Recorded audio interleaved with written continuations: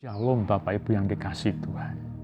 Hari ini kita akan belajar dari firman Tuhan yang saya ambil dari kitab Mazmur pasal yang ke-46 ayat 2 sampai dengan ayat yang ke-4. Demikian firman Tuhan. Allah itu bagi kita tempat perlindungan dan kekuatan. Sebagai penolong dalam kesesakan sangat terbukti. Sebab itu kita tidak akan takut sekalipun bumi berubah. Sekalipun gunung-gunung goncang di dalam laut, sekalipun ribut dan berbuih airnya, sekalipun gunung-gunung goyang oleh geloran.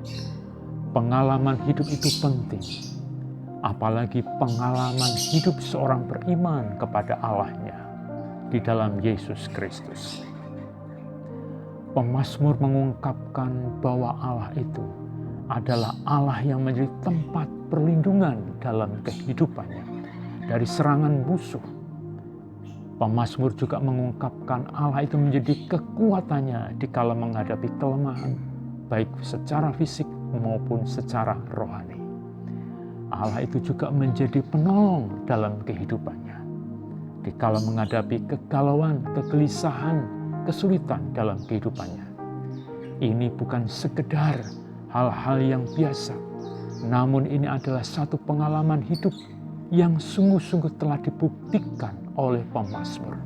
Itu sebabnya pemazmur mengatakan bahwa sungguh-sungguh Tuhan itu menjadi penolong, menjadi tempat perlindungan dan kekuatan itu sangat terbukti.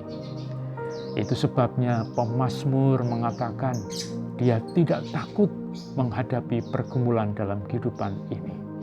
Bahkan pemazmur menggambarkan walaupun gunung-gunung itu bergoncang, walaupun bumi itu bisa bergerak seperti tanah longsor atau bahkan seperti gempa bumi, atau mungkin laut juga yang bisa mendatangkan badai, gelombang yang besar, bahkan sampai menjadi tsunami.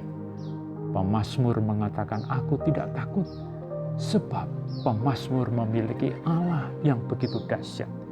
Allah yang mampu mengendalikan semua ini, dan Allah yang disembah oleh pemazmur sudah terbukti dalam kehidupannya.